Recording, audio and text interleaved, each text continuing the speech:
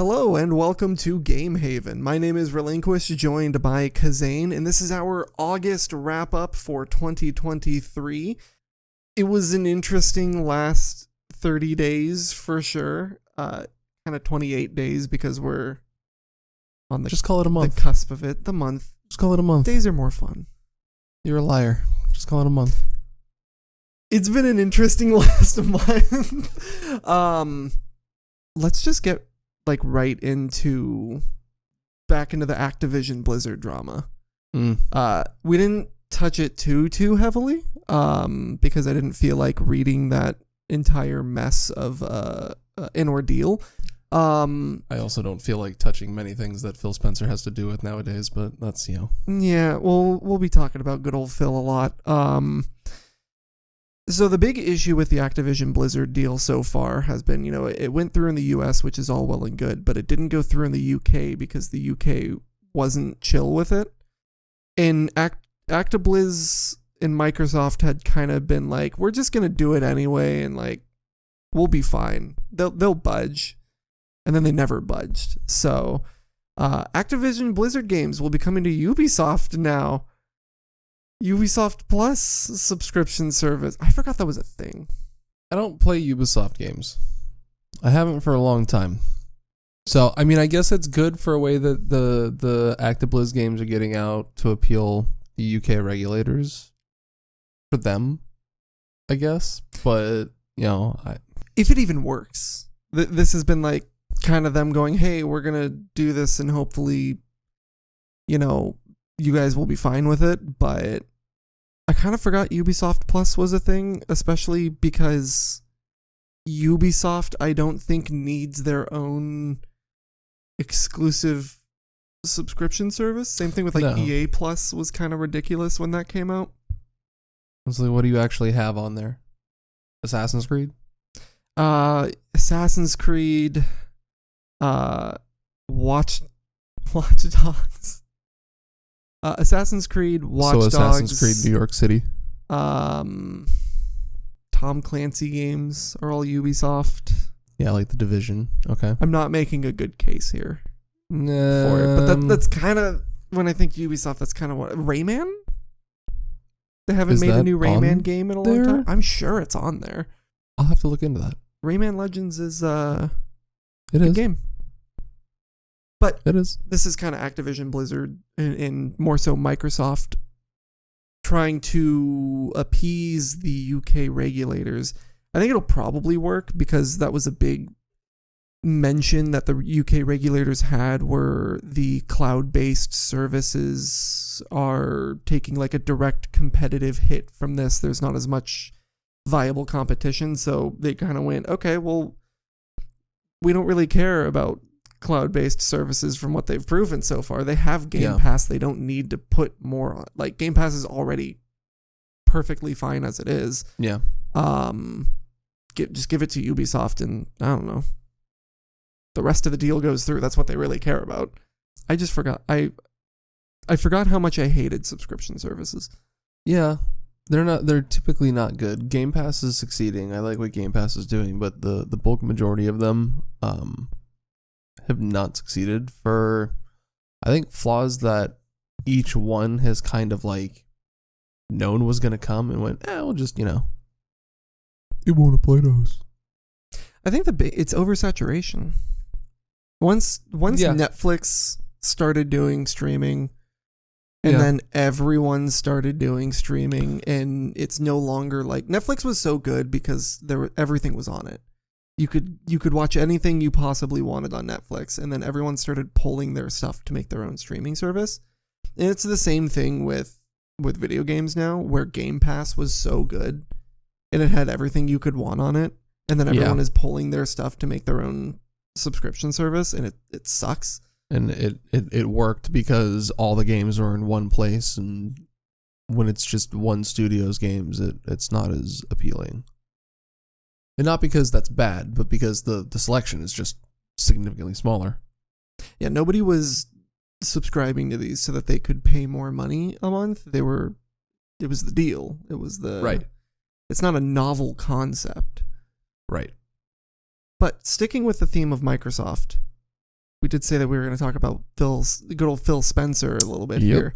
Phil Spencer has gone on record recently stating that the company will be releasing 4 first-party games a year, with no plans for a future Xbox currently in the works. In no plans for a future Xbox is more so referring to like your mid-gen consoles, your PS Pro, Switch Lite. I would not necessarily call a mid-gen console, but it kind of falls in that category where it's the Switch but different. The PlayStation 5 Slim and Pro is the PlayStation 5 but different. I've been saying it for a long time. The Xbox Series S, I think, is the end of Xbox. I think they're going away. All the signs are there. Yeah. And now Microsoft coming out and going, we're gonna start doing 4 first-party games a year, kind of lines up with that. It does. It definitely seems like they're shifting their resources in that manner. I think that they're also realizing that we're kind of getting towards the ceiling of what the current computing power is. There needs to be another like breakthrough in the way that we build hardware before that next jump hits. So that's a super exciting topic, and I could actually talk for hours on that. About that. If anybody hasn't heard about that in laser computing, we are getting to the ceiling of what we can do with standard electrical circuit computing. There is a ceiling, and we're very rapidly approaching it, but people are already working on computers that work on lasers to transmit a binary reaction. And it's super cool and also wildly faster. Yeah. So who knows? Maybe we'll get a console like that. But I mostly just think,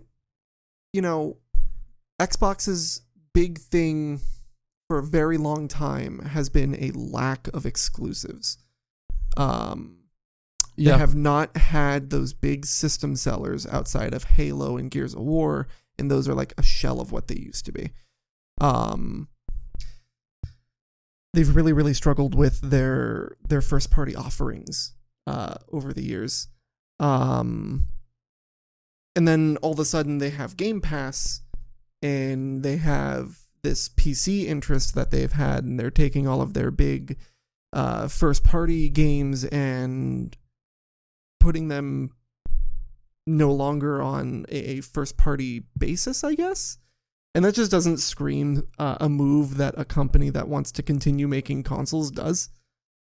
And so I've kind of been saying that for a while, that I think Xbox is kind of, maybe stepping away from the console market, and they're just going to become a developer. And now they're going, we want to release 4 first party games a year.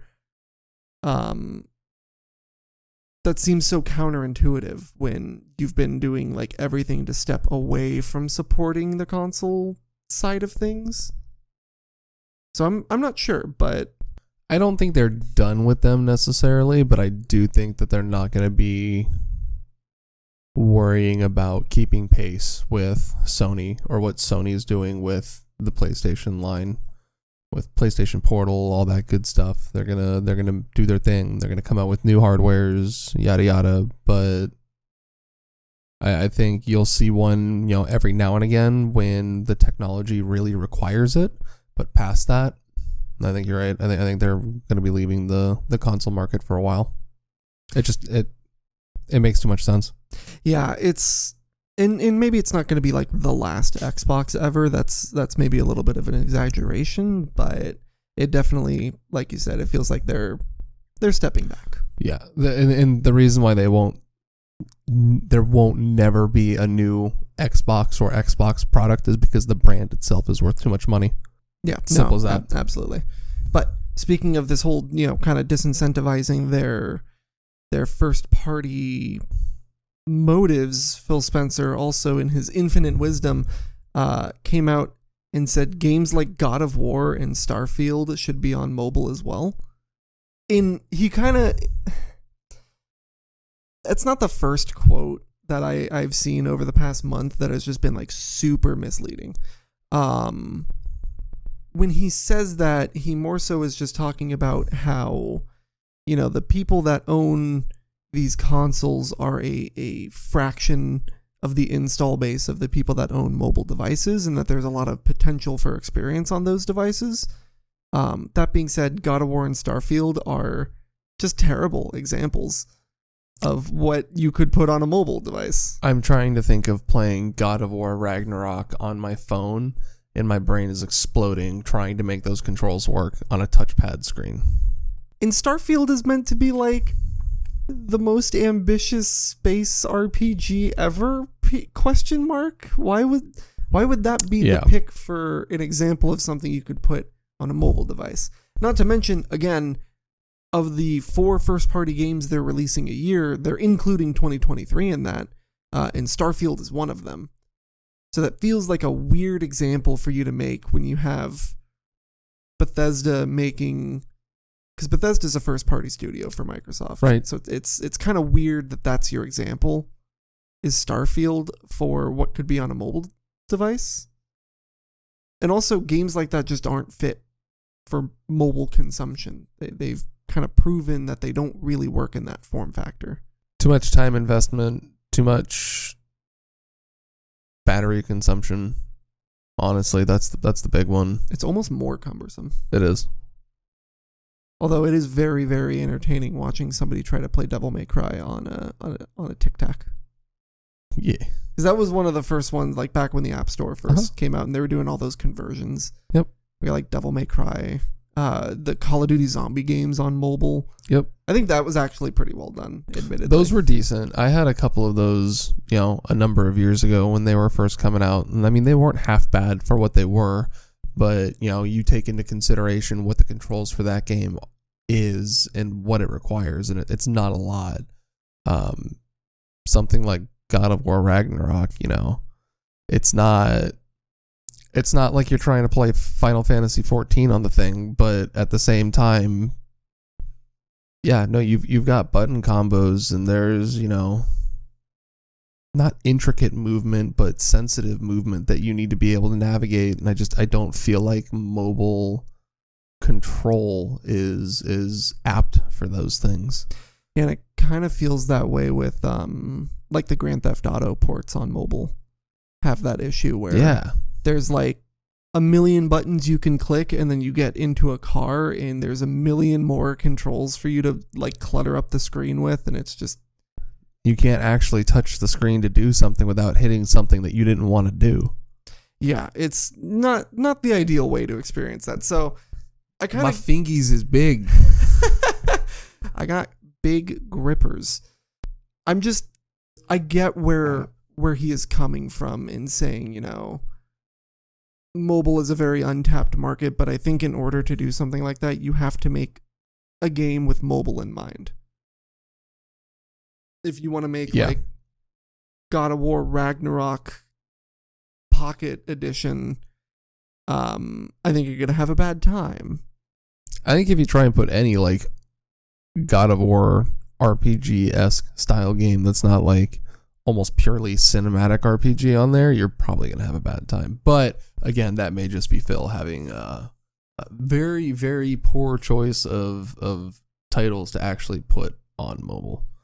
Kind of rolling back to Bethesda a little bit, though.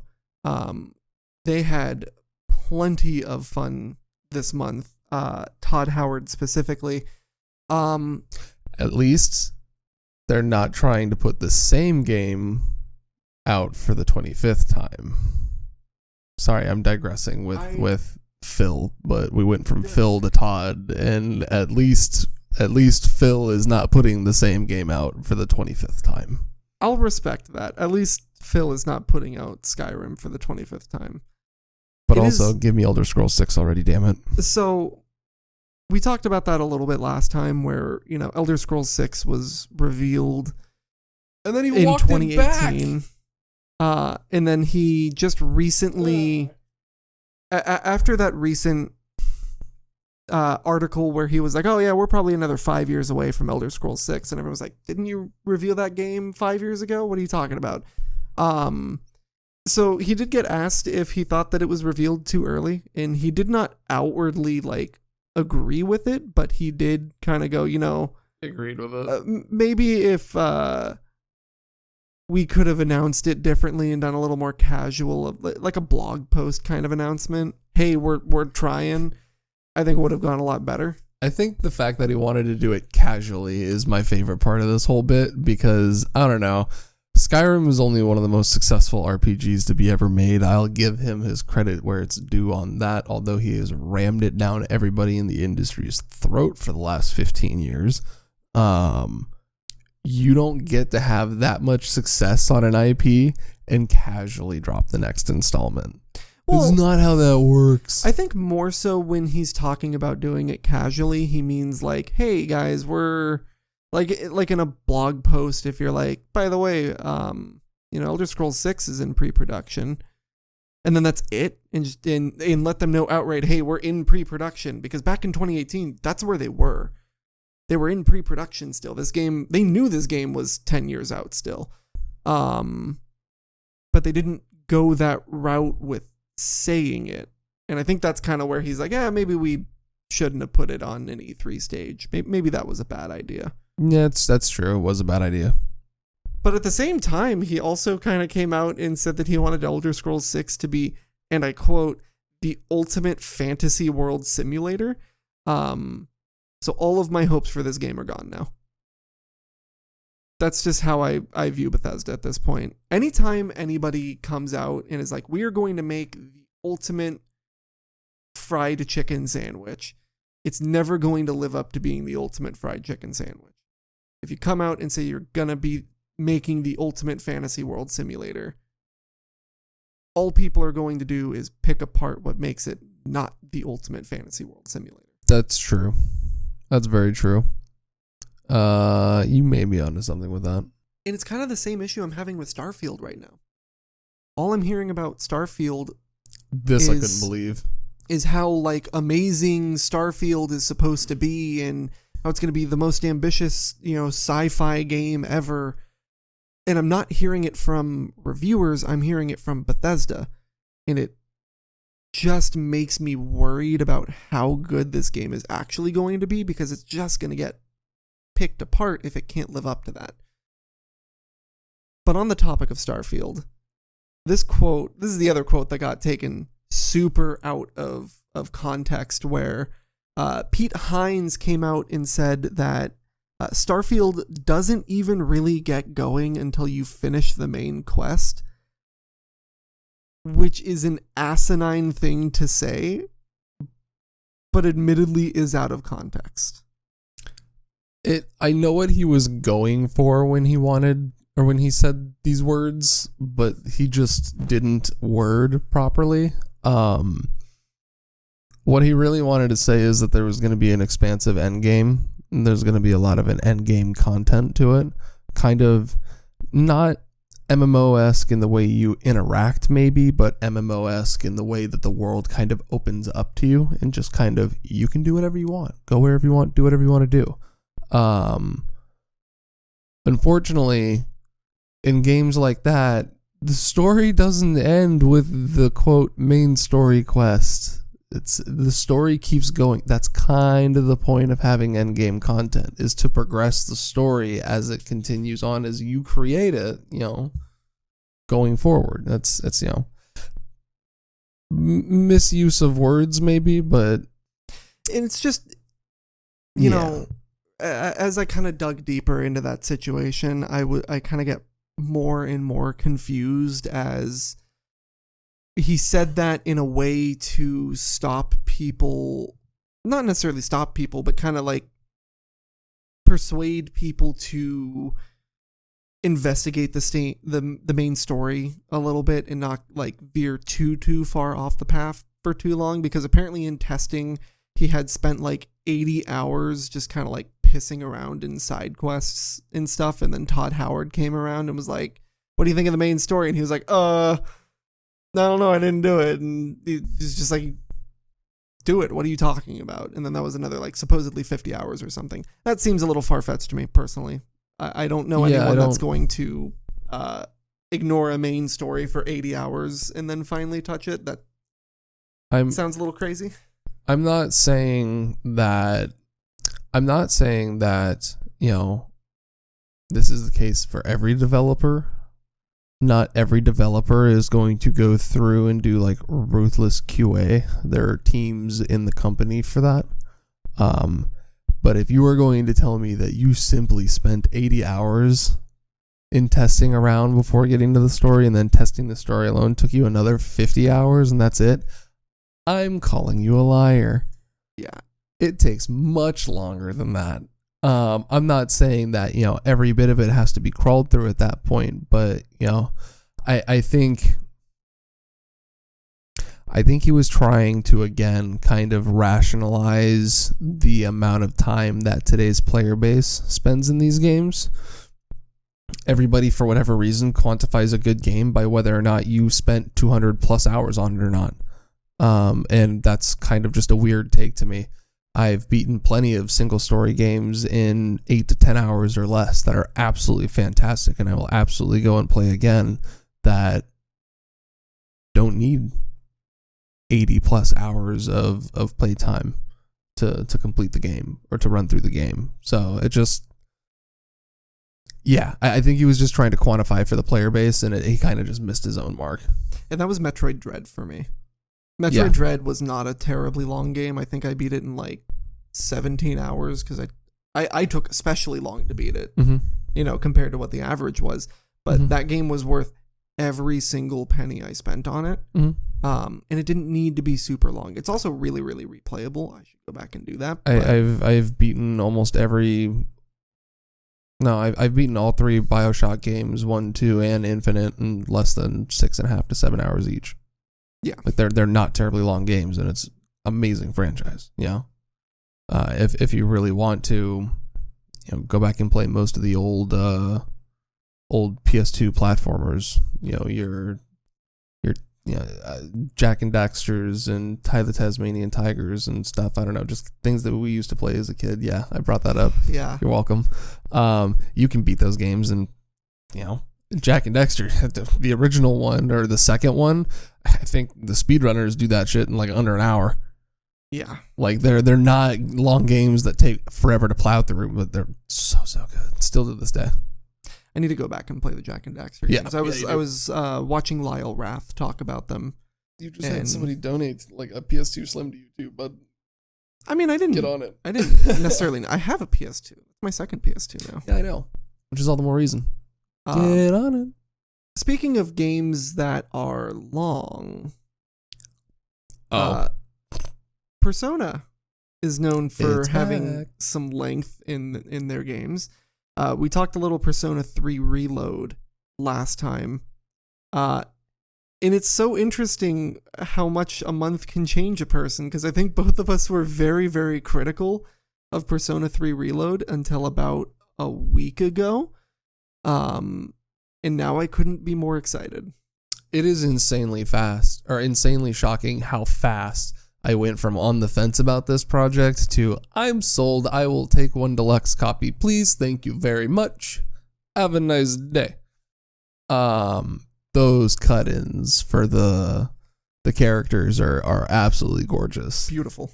Gorgeous. I'm still waiting. I don't know if there's an official release for it. I admittedly haven't had the time to hawk over it like that, but I'm still waiting to see Akihiko's. I don't know who that is.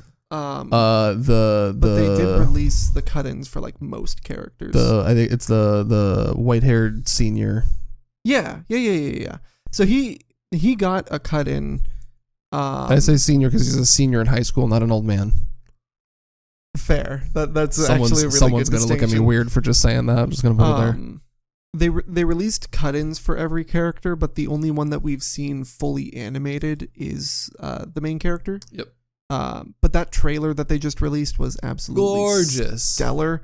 I was on the fence about this game as well because I was like, well, I own a copy of Persona 3 FES for the PS2. I just don't want to open it because it's still factory sealed.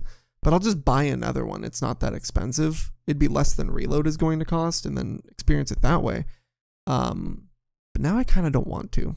Now I kind of just want to wait for Reload now. The only reason why why I say you should definitely still consider doing the FES route is because you're still gonna miss the extra chapter. That's fair. Is it and worth that chapter's good? Is it worth opening that sealed copy? No. What if I bought a second sealed copy? I guess. I mean, that's a good way to like at least know that the copy is not going to be debunked, but it might be significantly harder to find. But no. I really want to play this game like now. But I have so many other things that I'm so like focused on, like Baldur's Gate 3. By the way, dude, I was right. I was right. I was so right. This game is so damn good. Oh my god.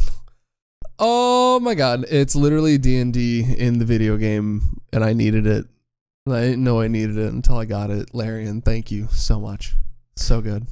Yeah, for anyone that's like on the fence about do I like D&D as a concept and you don't have like friends to sit down at a table with or go online and play with, Baldur's Gate 3 is just so good. Go pick it up. If you're not a fan of turn-based combat, by the way, it's probably not for you, and that's perfectly fine. But if you are a fan of turn-based combat and you like, interesting characters and being able to kind of like pave your own way and do silly stuff, it's perfect. I've actually heard a few people, and I don't know, this is such a weird thing to me. Maybe it's just the way my brain processes this, but I've had more than one person look at me and go, yeah, Baldur's Gate 3 is really, really good, but, I stopped playing it already because, the turn-based combat is really slow. I don't like turn-based games. But they play actual D&D on, like, a weekly basis religiously. And I'm like, my guy. Wait, what? It's the same fucking thing. Yeah. I don't know. He's sitting at a table. He's perfectly fine. He's, I think it's got something to do with the social aspect. It has to be, right? That and maybe it's just the tactile feedback of rolling a die and moving a mini and that kind of stuff. Maybe, it's more engaging, sure. Yeah, he was just like, I can't do it. The turn-based combat is too slow.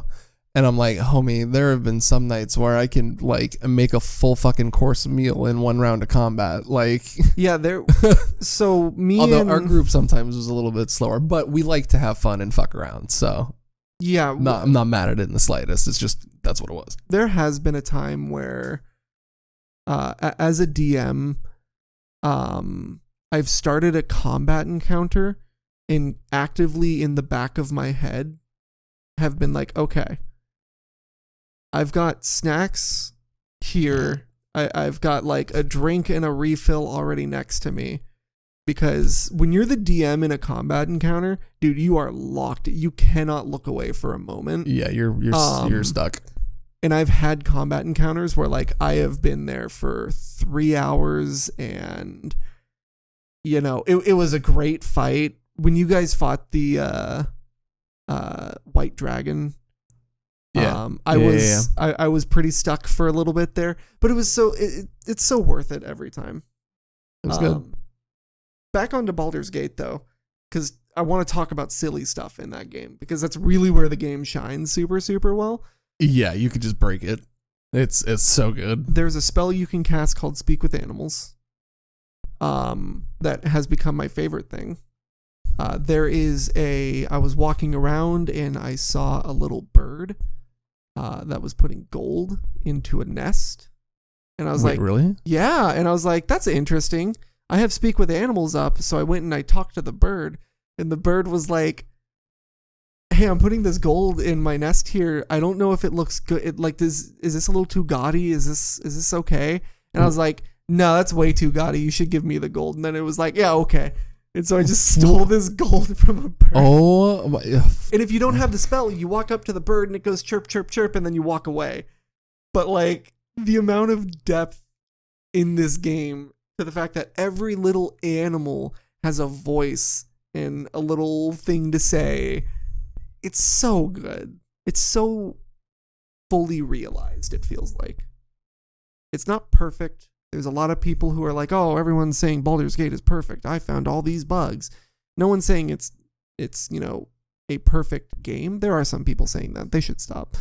Yeah, because it's not. As much as I praise it, it's not perfect. But I would call it a fully realized experience. Yes. And I enjoy the fact that I paid $60 for the game and I have the game. There is no microtransaction. There is no buy this add-on later. Yes, there's a special edition, that comes with a couple of things, but that's it. There's nothing else to buy. I spent a little more than $60 on the game. I had to upgrade my computer a little bit. I was gonna say, yeah. I upgraded my computer with the sole purpose of playing Baldur's Gate 3, so it was actually more of like a $300 game for me, but that's fine. It was worth it. So, Mortal Kombat 1, we didn't talk about it last time, even though I wanted to a little bit. It's got a dumb name. I don't want to harp on how dumb its name is for too long, but whoever called it Mortal Kombat 1 legitimately needs to not do that again. I want to know how their marketing team has survived this long. The most complex naming mechanic that they have used for any of their games has been calling it Mortal Kombat Complete and spelling complete with a K. My brain melted a little bit just saying it. The whole thing about Mortal Kombat 1 is they want it to be like a reboot. So it's they're rebooting the world and the story, and it's going to kind of start a little fresh and whatnot. And I don't have a problem with that inherently. But don't call it Mortal Kombat 1. I kind of have a problem with that because I'm pretty sure I've heard that every time since fucking Mortal Kombat Complete came out. Yeah, but now it's super happening. Yeah, but that's what they said with 9 and X and 11. They went, hey guys. Fact that Mortal Kombat 10 is actually X and not 10, by the way. Do you know why that actually happens? Oh. Because when you go to search up files for it, Mortal Kombat 1.0, you'll get all of the Mortal Kombat 1 files, whatever you've listed as Mortal Kombat 1, the original data file. You'll get all of those files before you get anything related to 10. And you'll get this new game first too. Yeah. Because it's Mortal Kombat 1. Yeah. So, Mortal Kombat 1, digressing a little bit, they're looking to put a streamer safe mode into the game. According to Ed Boon, it is becoming a bit of a dilemma. And I wasn't really sure why at first. I was like, I understand why you want the streamer safe mode. Streamers being able to play your game is pivotal to a lot of game success right now. It's effectively free marketing, and you want to make sure that they can do the stream thing without the platform that they're on taking them down, because you just can't help but show people's spines. And I was a little confused at first because I was like, what? Just have a mode that they can toggle that'll just turn blood off.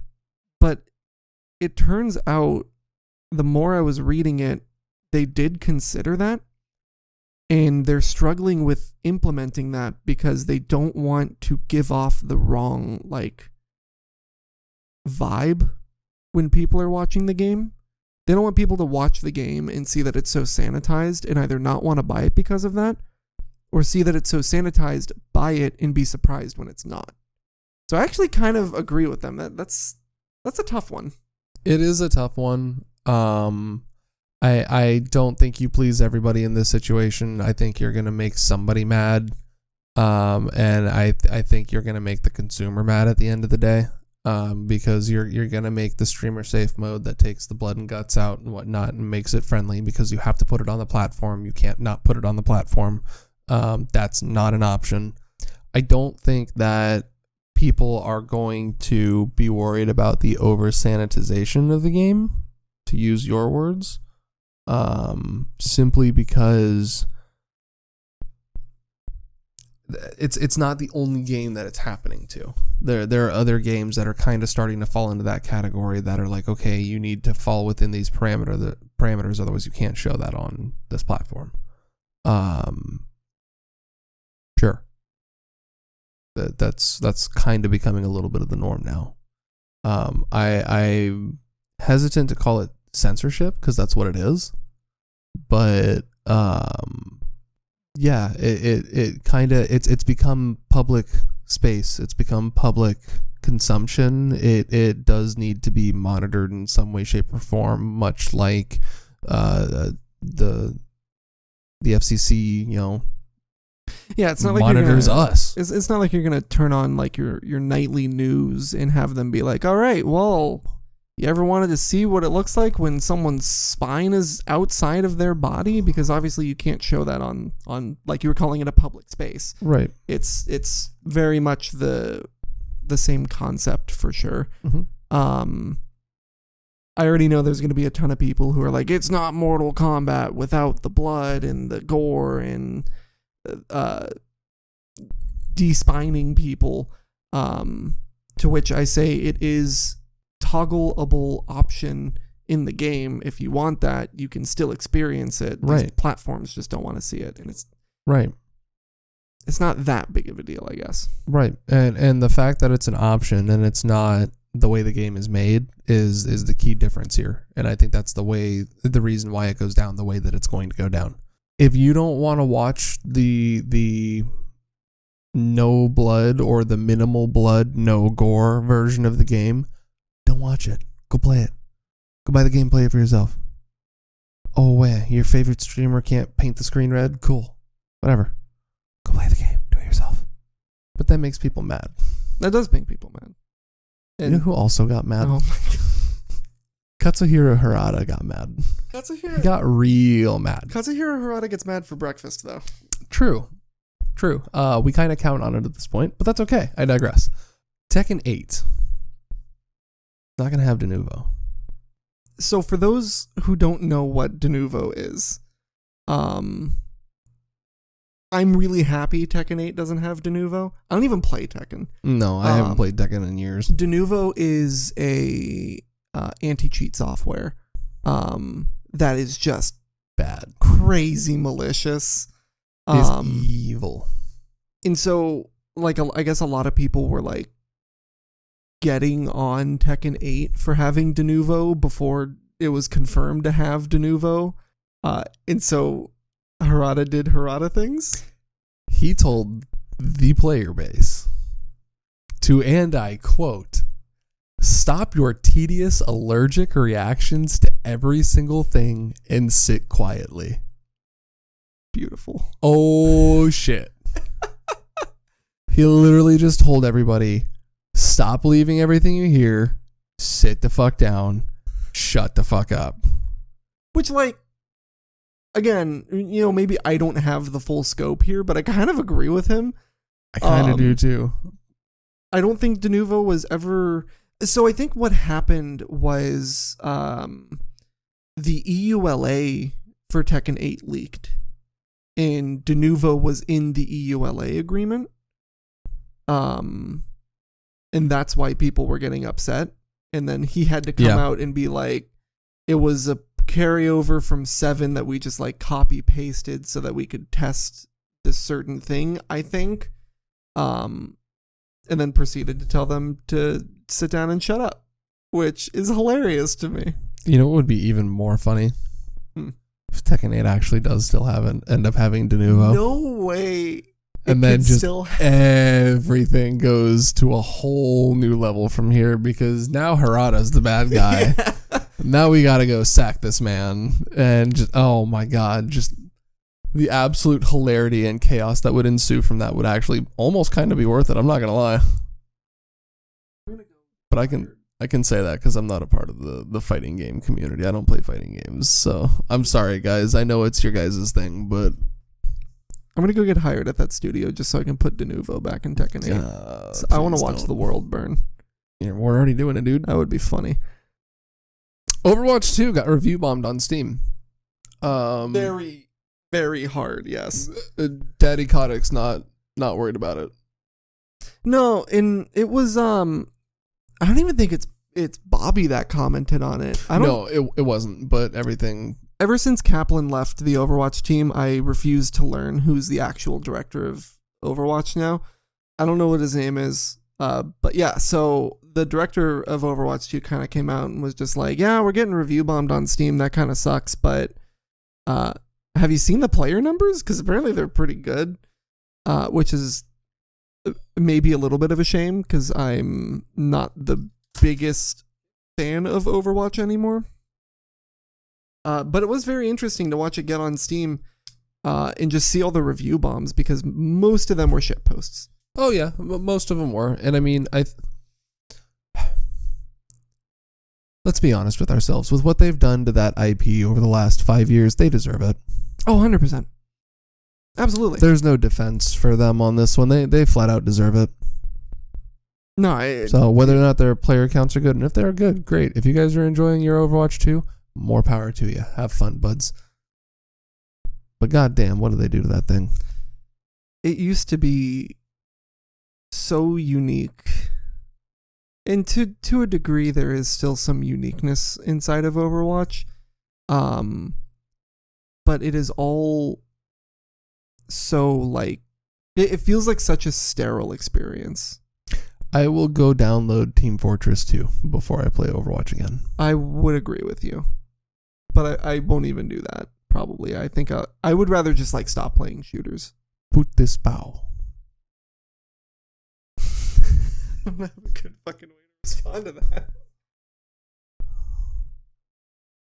It's just... There isn't a response for that. There is just put this bow. There is just put this bow. Yeah, it's just become a absolute mess of an experience to play Overwatch and to try and get people together to play the game, which is really the only way that you can enjoy it. I don't really think you can enjoy the game as a solo queue experience anymore. I'm not surprised to see it get review bombed.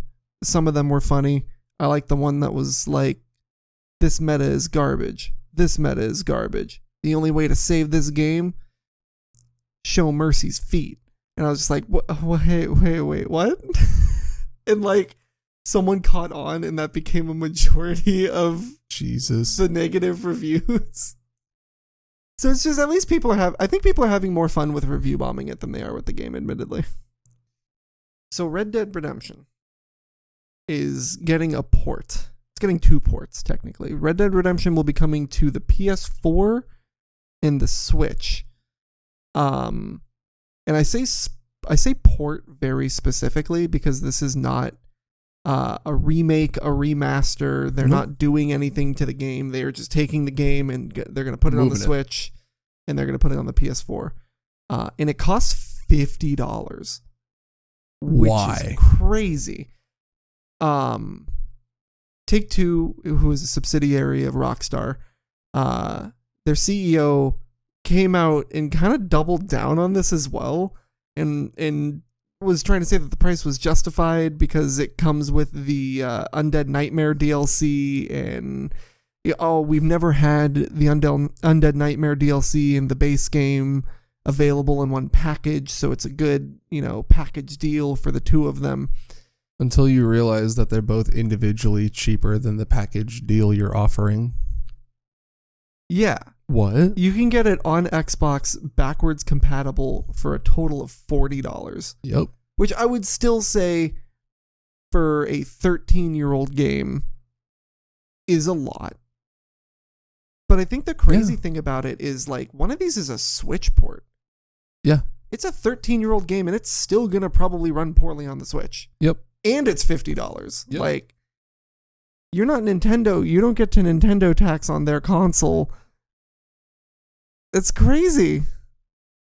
I'm the first person to come out and defend the $70 price tag for games that are starting to happen. That is a controversial opinion. I understand it, but $70 is a reasonable price for most AAA games when you start to look at how much development costs. I think the big pushback is those games need to be completed a little bit more. They need to not have bolt-on purchasable content built into the game. And I will fully agree with that. But like if Baldur's Gate was $70, yeah, take the extra $10 in a heartbeat. They earned every penny of that. They didn't do anything with Red Dead Redemption. It's just the game. They just put it on they put it on a Cheez-It. And you're putting that Cheez-It in your Nintendo Switch. Cheez-It, dude. Like, oh man, I'm never looking at a Switch cartridge the same way again. Oh, I've been calling Switch cartridges Cheez-Its for a long time. I'm doomed. But it's just, look at all my Cheez-Its. when you got the one person who's fine paying the extra $10 most of the time, telling you $50 is too much, It's a Mario Cheez-It. It's a Pokemon Cheez-It. It's a Zelda Cheez-It. I really got you with that one, huh? Yeah, you did. Oh, man. So let's stick with the Cheez-It company for a little bit. Oh, I like Cheez-Its. This is less Nintendo, which I think is what makes me optimistic about this conversation.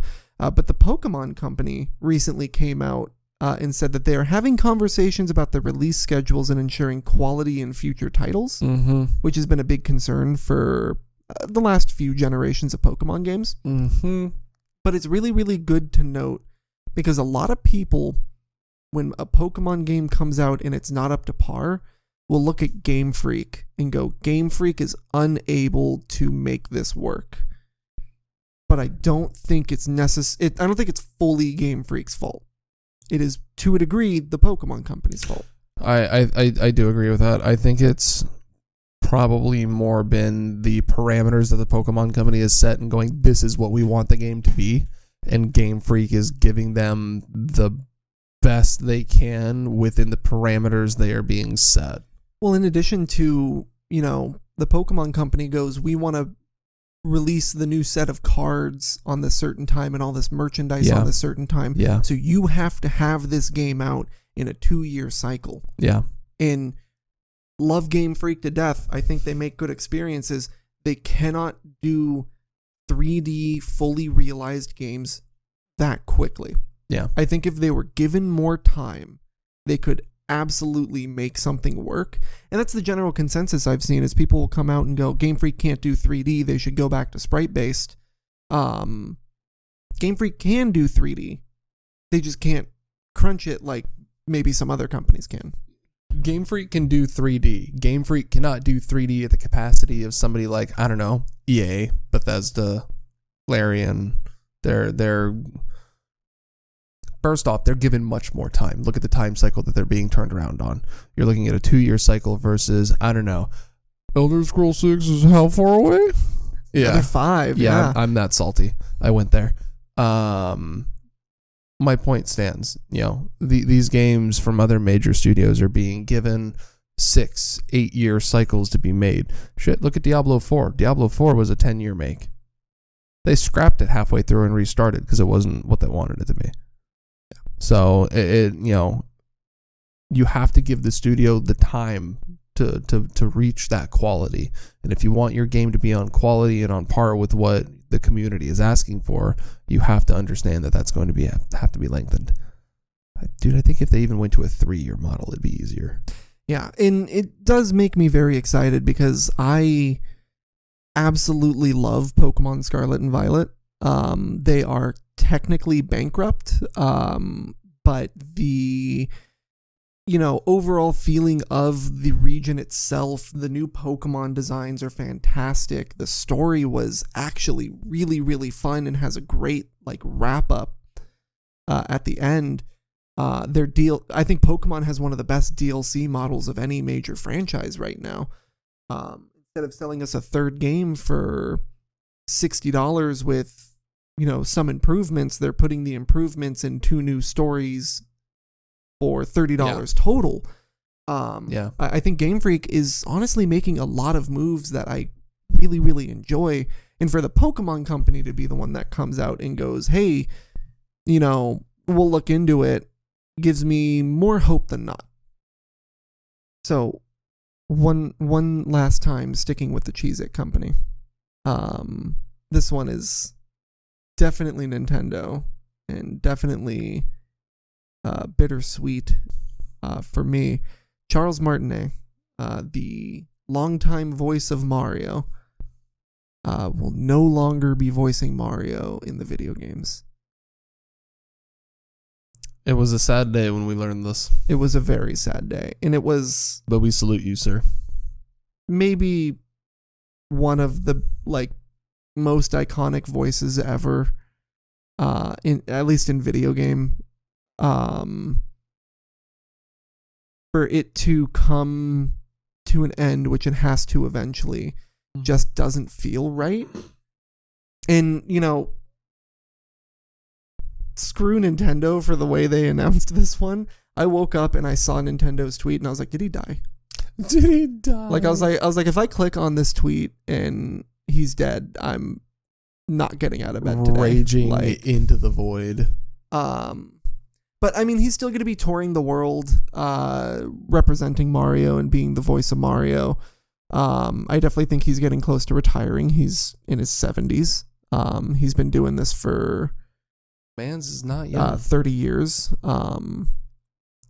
But I had the pleasure of meeting Charles Martinet in our hometown.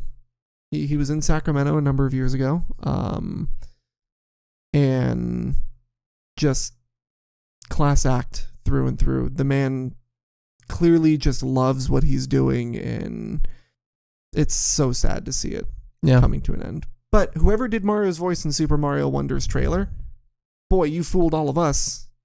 None of us had any idea. Yeah. Like, it sounds good. Have you heard how Charles Martinet got the role of the voice of Mario? I did a number of years ago, but I do not remember it off the top of my head. It's such a fun story. So I don't remember what he was doing necessarily, but he got a call from his agent. And his agent was like, hey, I just got word that Nintendo is doing, auditions for one of their new video games. This is in the early 90s. Yeah. He's like, I should go to this place. You should check it out. And he was like, okay. And he drives over there and he gets there and they're already wrapping up. And they're like, hey, we're done for the day. And he was just like, I just came all the way over. He's like, can I just say a couple things? And they're like, fine. So they let him into the studio and they're like, okay, you're an Italian plumber. Go. And he just starts busting out Mario's voice for as we know it today. And they kind of just let him go for a minute, and then they stop him. They're like, okay, we're out of tape. It's not recording anything you're saying anymore. You're good. And Charles, I'm pretty sure was just like, oh, well, that sucked. and left. And the members that were doing his audition pretty much hopped on the phone right afterwards, and we found him. Yeah. That's cool. He crashed an audition. Yeah. And got maybe one of the most recognizable voices in video games. It's crazy. Yep. Don't know. What's the moral of the story here? Embrace chaos. Go crash an audition, kids. You'll be set for life. And your kids. That is horrible advice. Well, you're either gonna fucking make it big or you'll be in jail. Either way, you're set for life. Bam. Fucking logic. So in 2023. Boy. As we start to wrap this up, let's go ahead and get into our trivia for the episode. Oh, dude, this is the part where you make me look bad. This is the part where I ask you a question. I'll give you 4 answers, and you pick which one you believe is the correct one. Oh, it's multiple choice this week. It's multiple choice. It was multiple choice last time, too. Was it? Yeah. You picked option A last time. Oh. So we're going to stick with the theme of Charles Martinet and Mario. I felt like it was fitting. Sure. What was the first game that Charles Martinet voiced Mario in? Was it A, Super Mario World on the Super Nintendo? B, Mario 64? C, Mario Teaches Typing? Or D, Mario Kart 64? Hold on. You mean the answers one more time? You have A, Super Mario World. B, Mario 64. C, Mario Teaches Typing. Or D, Mario Kart 64. I swear to God, if you tell me it's Mario Teaches Typing, I'm going to delete this entire VOD. It better not be Mario Teaches Typing. I'm not saying anything. Is it Super Mario World on Super Nintendo? Super Nintendo, yes. Is that original RPG or is that No, it's after. RPG, it's before RPG. It's before RPG. RPG was on the Nintendo 64. Okay.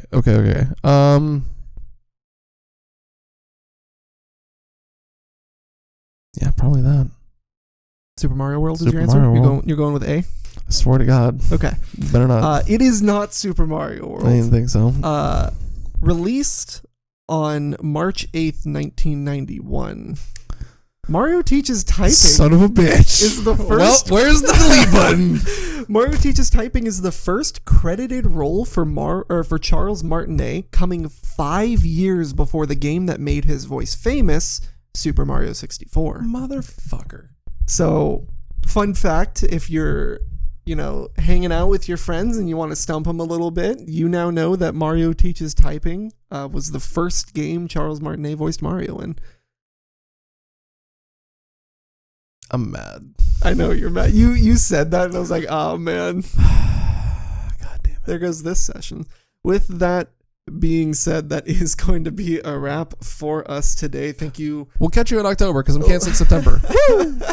We will see y'all next time. I appreciate y'all hanging out with us for the hour and listening. Make sure to follow us on social medias at GameHavenPod on Twitter. My name is Relinquish at Relinquish, Kazane at Kazane TCG. And we will see you next month.